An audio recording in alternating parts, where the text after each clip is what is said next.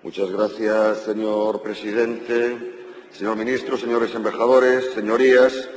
En el debate de ayer, aunque siempre me molesta citarme, concluía haciendo referencia a la editorial de un conocido periódico en la que se afirmaba que para los ciudadanos de la Unión, Europa está dejando de encarnar el modelo democrático y de bienestar, pasando a convertirse en la coartada para que los gobiernos limiten las garantías jurídicas y los estándares laborales y sociales.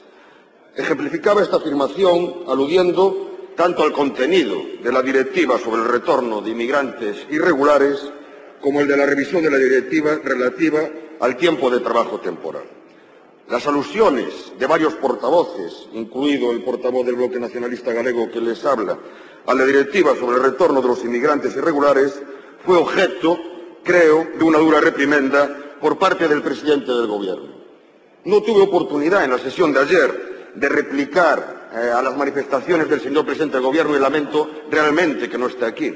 No tuve oportunidad porque, como bien sabe el presidente de la Cámara, el Grupo Mixto había decidido acumular su tiempo para intervenir en un único turno. Pero quisiera hacer a este respecto varias precisiones. Desde luego, el Bloque Nacionalista Galego en esta cuestión no habló desde el desconocimiento. Conocía perfectamente la información que proporcionó el presidente del Gobierno. Pero lo cierto y real es que el propio presidente del Gobierno manifestó en su intervención de ayer que esta directiva podía ser mejor. Pero lo cierto y real también es que en su trámite parlamentario en el Parlamento Europeo, la mayoría de los eurodiputados del Partido Socialista votaron a favor.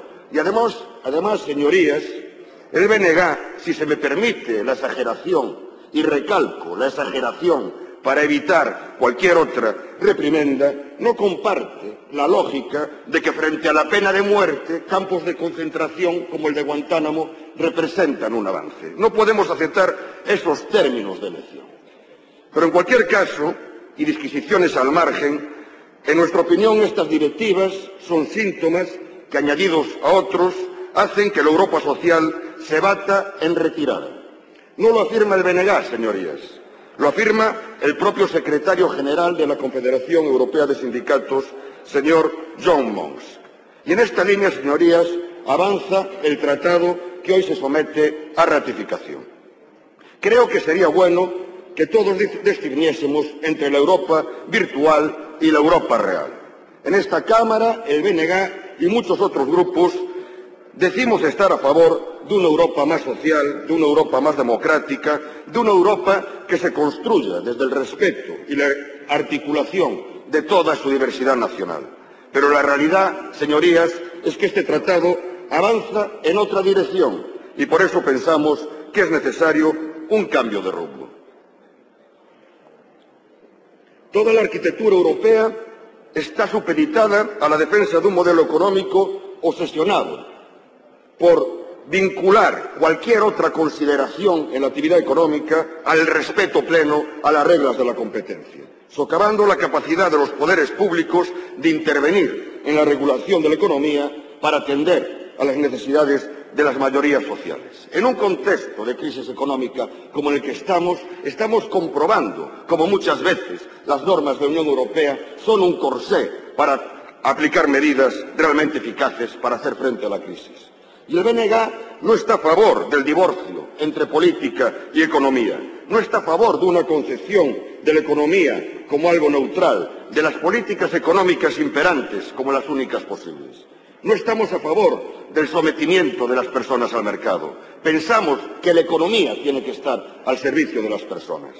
Pero al tiempo que se elevan a dogma los principios neoliberales, el tratado significa un nuevo avance en el ataque a los derechos laborales, respecto a las diferentes normativas estatales y la propia Carta Social Europea del Consejo de Europa, de que es buena muestra la Carta de Derechos Fundamentales de la Unión Europea, que no forma parte del tratado, pero que el tratado la considera vinculante. Se sigue avanzando en una dirección de desprotección de los trabajadores en cuestiones como el despido sin causa justa, la negociación colectiva o la limitación horaria de la jornada laboral. El derecho al trabajo es sustituido por el derecho a trabajar. El derecho a la protección social es sustituido por un mero derecho a las prestaciones de la seguridad social y los servicios sociales. La nueva forma que se le da a la Carta de Derechos Fundamentales, señorías, significa, en nuestra opinión, la quiebra teórica del modelo de Estado transaccionado por las fuerzas del trabajo y las fuerzas del capital, constitucionalizado de forma generalizada en Europa Occidental después de la Segunda Guerra Mundial. En lo esencial, la aplicación de los derechos contenidos en esta Carta es transferida a las legislaciones estatales. En definitiva, aquí no se está creando un derecho social europeo susceptible de reequilibrar el liberalismo que continuará dominando en el marco comunitario. Queremos también, señorías, una Europa más democrática. Y este tratado tiene importantes déficits democráticos en su génesis y en su forma. En su génesis, porque se pretende retomar la Constitución Europea, derrotada por los resultados de los referéndums en Francia y Holanda, vistiéndola de tratado. Valéry Giscard d'Estaing, el padre del proyecto fenecido de Constitución Europea, no pudo ser más explícito al afirmar que los gobiernos europeos se pusieron de acuerdo en cambios cosméticos en la Constitución para que sea más fácil de digerir. Concede un papel menor al Parlamento Europeo. Se quiebra el principio básico de funcionamiento de los regímenes parlamentarios al transferir como norma la iniciativa legislativa a la Comisión en detrimento del Parlamento. El empobrecimiento de la democracia también es visible en el engarce institucional de la Carta de los Derechos Fundamentales a la que antes aludía, cuya lectura de los derechos es aún más restringida que la establecida en el Tratado Constitucional.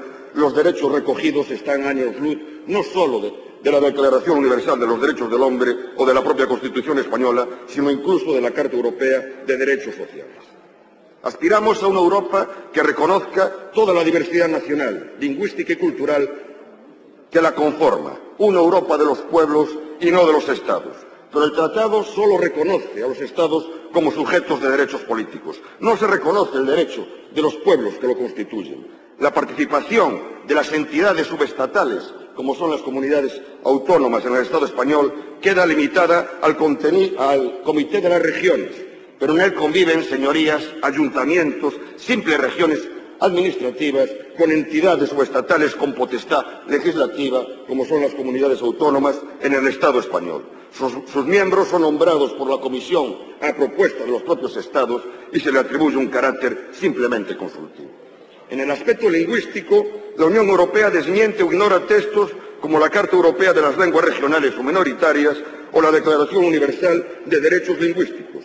Solo se asumen como lenguas oficiales las de los Estados, estableciéndose una división y jerarquización entre las mismas que responde única y exclusivamente a criterios político-administrativos. Con respecto a la OTAN, la nueva formulación que se fija en Lisboa establece que es el fundamento para la defensa colectiva de sus Estados miembros y la instancia apropiada para concretizarla, condenando de esta manera a Europa también a un papel subalterno en materia de defensa. Estas, señorías, son las razones principales de nuestra discrepancia. Creemos que es necesario un cambio de rumbo para hacer realidad esa otra Europa a la que aludía al principio de mi intervención. Para hacer posible ese cambio de rumbo, señorías, los diputados del Bloque Nacionalista Galego votaremos no a la ratificación de este tratado. Muchas gracias.